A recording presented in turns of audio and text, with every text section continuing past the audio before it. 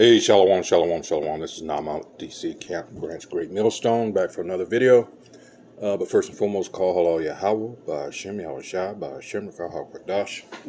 And of course, once again, double honors go out to the apostles, bishops, and elders of Great Millstone who rule well. I'd like to also send salutations out to the fellow Akim that are out there on the highways and byways, pushing the truth across four corners of the earth. All right. While time still allows us, and circumstances still allow us to do so. All right. So, yes, as you see, more and more, we try to tell you, Jake, out there, that this is not and has never been the place for us. Get a load of this, and I'm sure you probably read it by now. Sheriff's office busted for cooking crack cocaine in illegal stings. So apparently what they were doing, well, let's just look at the video, but let me say this, and we're going to get into some articles and get some information on some of these institutions that were set up. But how many times have we brought out this information on how we were never free? The 13th Amendment was bullshit, still is. And the attitudes towards us here in America have never changed. Never changed. They've just learned how to disguise it. Dress it up real neat. All right. We've always had the illusion of inclusion. I'll put it that way. That's just it. They always invent or reinvent ways to fuck us over. We were never meant to be comfortable here in America. Never. That's not what we were here for. We were here to serve punishment. All right. The curses that were put upon us for breaking what? The covenant between our people and Yahweh Ba'ashem Yahushua. And it goes to prove who we are. It says in Deuteronomy 28 and 46 that these curses would stick to us. They would cleave unto us as a sign. In verse 65 in that same chapter, all right, our feet would have no rest wherever we go. So let's go ahead and roll the video. This is a really ironic story. So the Broward County Sheriff's Office used to cook their own crack cocaine involved in stings.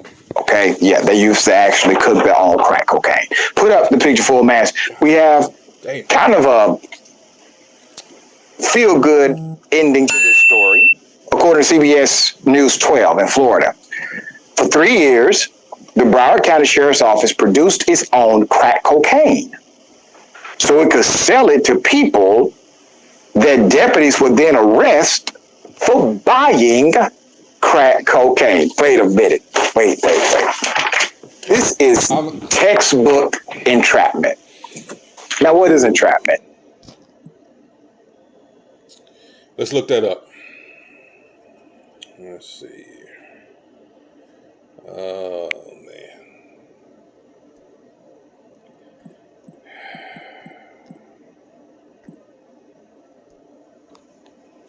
Entrapment.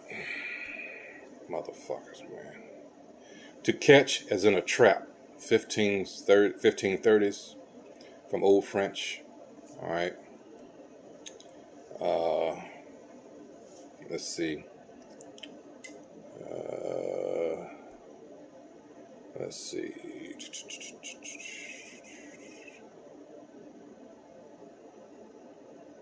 Let's see.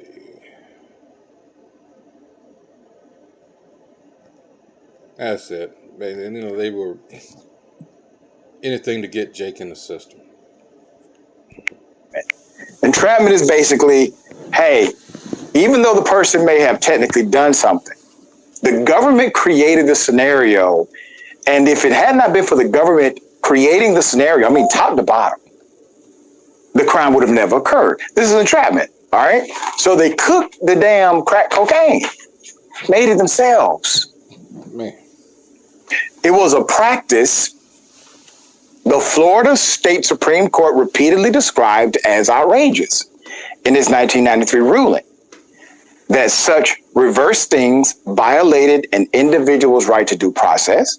More than 30 years later, though, a routine audit of documents found hundreds of those arrests and convictions are still on the books and part of people's criminal records, and it should not be. So on Friday, 30 years later, the state attorney for Broward County, Harold Pryor, announced his office planned to do something about that, declaring, quote, "It is never too late to do the right thing. These records may be a dim memory, but yet the president that you, Jake, voted for last time around, he pardoned his son. I heard just recently that he pardoned, what was it? Was it around 1,500 and plus some others? I didn't get to read the whole thing. All right. I mean, he's on his way out, but you had to wait 30 years for something that it was proven that they fucked you over, and that shit was still on your record. Wow. Goes to show you it's two different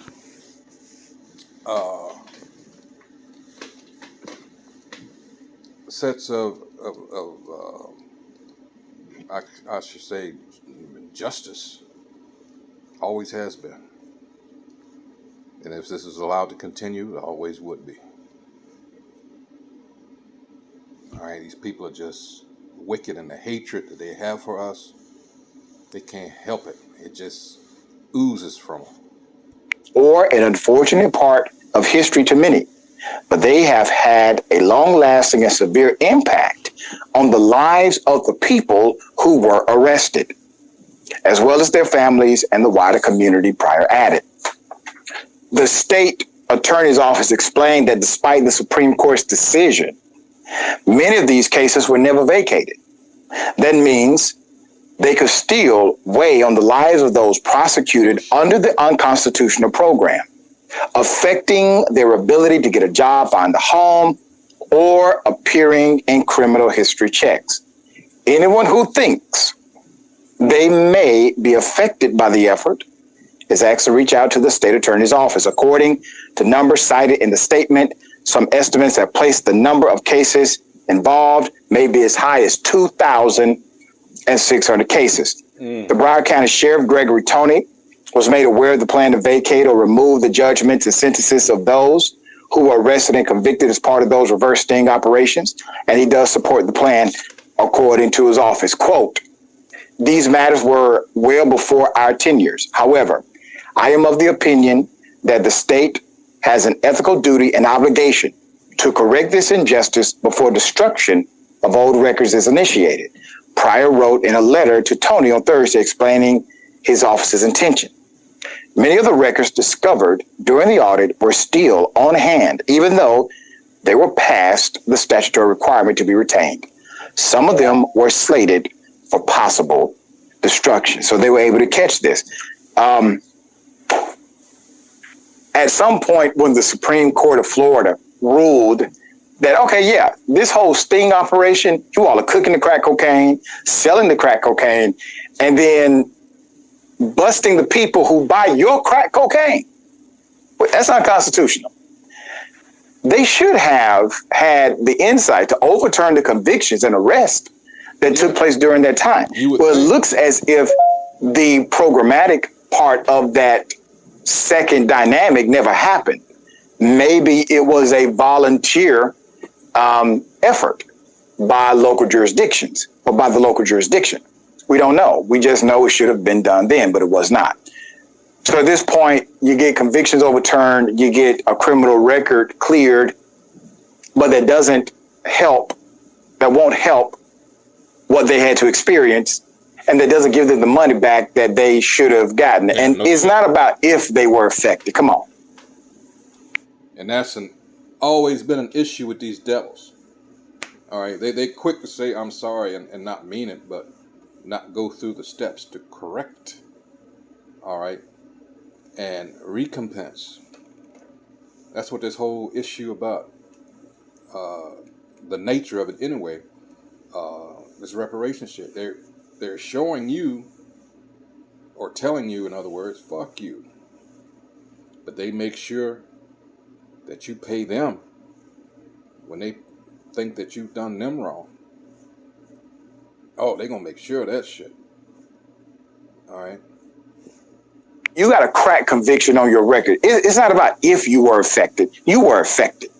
You were impacted. You were severely impacted by that conviction.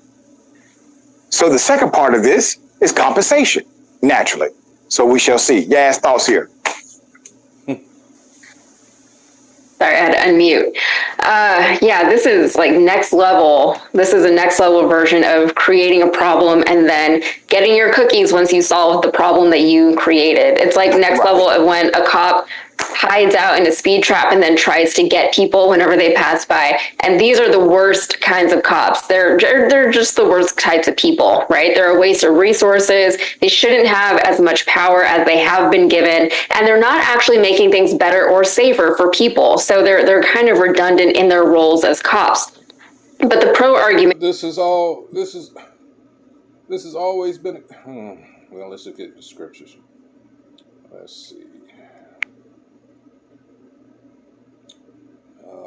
Let's see. Oh boy. Let's see. Why do you hide yourself? All right. Verse 2. The wicked in his pride doth persecute the poor. Let them be taken in the devices that they have imagined. For the wicked boasteth of his heart's desire, and blesseth the covetous, whom the Most High Yahweh abhorreth. The wicked, through the pride of his countenance, will not seek after Yahweh Ba'ashem Yahushai. Yahweh Ba'ashem Yahushai is not in all his thoughts, and we know that to be true. He believes in his science. All right, he thinks he's on some level, as you know, Isaiah 14 and 2 Thessalonians 2nd chapter tell you. All right, his ways are always grievous. Thy judgments are far above out of his sight. As for all his enemies, he puffeth at them. That's why America, again, is so hated. Out of his fellow Edomites, his so-called white brethren, these Americans, they're hated. He has said in his heart, I shall not be moved, for I shall never be in adversity. This links up with what? Isaiah 47, right? His mouth is full of cursing and deceit and fraud. Under his tongue is mischief and vanity. And that's why it tells you in Sirach, chapter 10, verse 8, that's, the kingdom is translated just for these reasons. All right? There's going to be a change. 8, and here's the point. He sitteth in the lurking places of the villages. In the secret places doth he murder the innocent. His eyes are privily set against the poor. He lieth in wait secretly as a lion in his den. He lieth in wait to catch the poor. He doth catch the poor when he draweth him into his net. All right. He croucheth and humbleth himself that the poor may fall by his strong ones. All right. So here you have it. It's telling you who you're dealing with here. And King David, when you go into the history, he hated the Edomites. He hated the nation of Edom. And that's your so-called white man. All right. But let's get can't leave out Isaiah because this is but this is a people robbed and spoiled. Talking about who? Our people, Israel. They are all of them snared in holes, and they are hid in prison houses. They are for a prey, and that's what we are here in America. Actually, throughout the whole world, because wherever we go, because of the curses. All right, like I had mentioned earlier, In fact, let me come back to this. Let's go to Deuteronomy, because I don't like bringing up things unless I can show you. This is Deuteronomy 28 and 45. It says, "Moreover, all these curses shall come upon thee, and shall pursue thee, and overtake thee, till thou be destroyed, because thou hearkenest not unto the voice of the Most High Yahweh thy power, to keep his commandments and his statutes which he commanded thee." Go to verse 1 in the same chapter through 15, and you'll see what's going on. "And they shall be upon thee," talking about the curses, "for a sign and for a wonder, and upon thy seed forever." No matter how much money we have, how much material things we acquire, because of the curses. I mean, look at what's happening to these pieces of shit. P. Diddy and his other cronies, like Jay-Z, is catching shit now. But that's what they get. Fuck them. They were set up anyway to cause our people to go off. And the majority of our people don't get it. They were set up. And like my man says, oh, he calls them, not only that, but these politicians, he calls them shea butter bootlicks. And he calls them tools. And this white man, so-called, this Edomite, likes nothing more than to break his tools, make it public. That's what he does. So, you know, all these distractions going on, which include Diddy and all this other bullshit, that's what they are, distractions for what's coming. Our people are paying attention to all this bullshit. That's not what you need to be paying attention to. All right. But regarding this, yeah, I mean, Jake has always been a prey. Let me go back to Isaiah 42 and finish that up. That's what we are here. And we foolishly think because you get some money that's going to help. No. Our people need to be healed from the inside out. Money ain't going to have the worst thing that could happen if you get you think our people are ratchet now. But this is a people robbed and spoiled. They are all of them snared in holes, and they are hid in prison houses. They are for a prey, and none delivereth, for a spoil, and none saith restore. Think of after 1865, child slavery ended. What happened? The proof is right before your eyes. Our people just don't want to put forth the effort.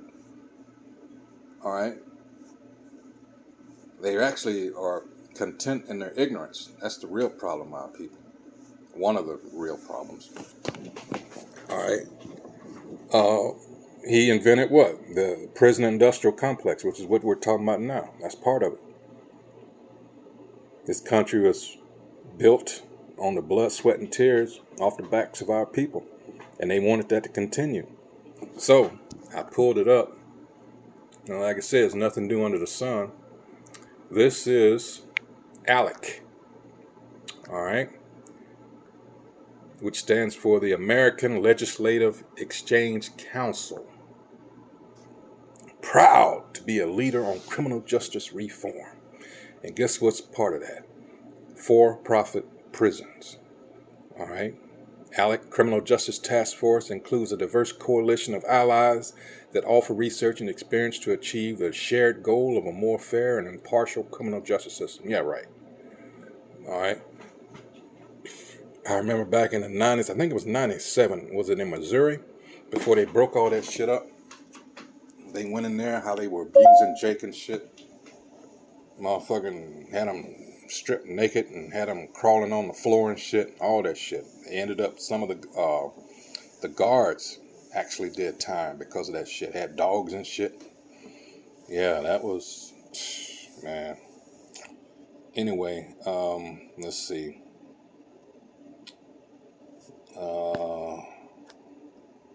Yeah, but this is them. I think they meet in Philadelphia every August, I think. Something like that. You know, like they did back in the day with charging Jake with some petty ass crime just to get them into the system. You know, get them to work and you know, put them out there on the chain gangs or whatever have you, lease them out to the convict leasing system, all that. You know, it still goes on to this day. There's shit going on down in Alabama now and Louisiana, where the prisoners are like, you know, we're tired of this. Is just straight up slavery. You know. So yeah, it's a whole lot of shit. And this administration coming in, they let it be known that, you know, they want to strip all the strip away all the so-called gains that, in their words, that they want to put us back in the fields. Yeah, I shit you not. So for those of you that thought you were safe because you thought you jump on the across the aisle, so to speak, neither one of these people are going to do anything for us that actually needs to be done. Because this, again, they're not going to let us go. Just like back in Exodus with the ancient Egyptian pharaohs, same thing. They're not going to let us go. There's too much profit to be made off of us, and you got a lot of our people that are just simple. You know, this is continual prosperity for them. The goose that lays the golden egg, so to speak. All right, they're going to have to be forced to let us go, just like in ancient times. So, you know, wherever we've been slaves, they'd always prosper. Hey, so with that, once again, let's see what little else they got. That's safer for people. So they're kind of redundant in their roles as cops. But the pro argument here will be that if they're not getting it from these cops, they're going to get it elsewhere. And this way, the cops can just catch the people buying the crack easier, more directly. One could even argue that it's a more efficient means to an end. It's like when a cop pretends to solicit a prostitute and then arrest the girl once it's been done. But you know, let's be real. There's no reason for cops to be cooking like this, right? They're now the ones introducing the crack into their community. They're the ones helping to perpetuate a certain culture in their community. And what happens to the crack once they're done entrapping people? Where does it go? I'm going to speculate a bit and say that it's not all just sitting in the vault in the police station somewhere. It's out there in the community. Besides, this is all just a Band-Aid solution to a giant problem. If you want to clean up the streets, it takes a lot more than over-policing. It takes a lot more than... And that's good for their bitch ass. That's why you got this last few years, this epidemic, fentanyl and all that. And it shows you the difference in how they treat our people and their people. You know, now it's a big thing with, we need to get them treatment. And there was an incident where it was reported, what was it, in Ohio? Where a guy was a police officer, took someone to a treatment center or something, but Jake, yeah, this place is done. It is through, you know, and that's a good thing. There was something else I wanted to, let's get some comments. They make it as difficult as possible to put some people in prison, but for others, they will break the law to get them behind bars. Florida, yep. This place is a mess. I am over this idea that this collection of states cares about anything that has to do with justice. We don't care about God, the Constitution, or the rule of law. We just do anything. Why do we even trust these people? Florida, not surprised. They got it, and this is from Coal Black 181. They got to keep them prisons for profits filled to the brim somehow. Despicable.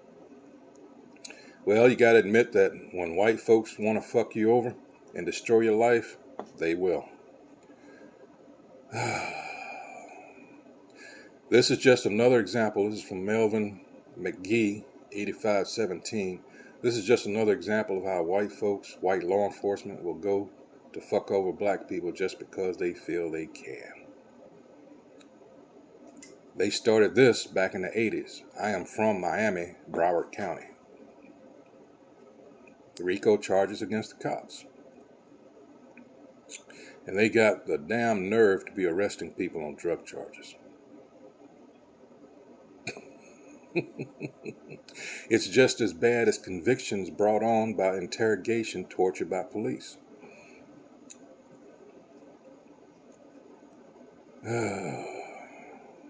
Should they be criminally charged as a drug operation sting or not? They were dealing. Why is there a destruction of records? Seems a little suspicious. It's more like a fireman starts a fire than put it out. This case has been known to that too. If you're looking for a state that has no morals at all, just look at Florida. Of course they sold it in the inner city and it affected the poorest people in their community. This is some diabolical evil-ish. How about direct your efforts to education or treatment? Lift up and serve your community. Shame.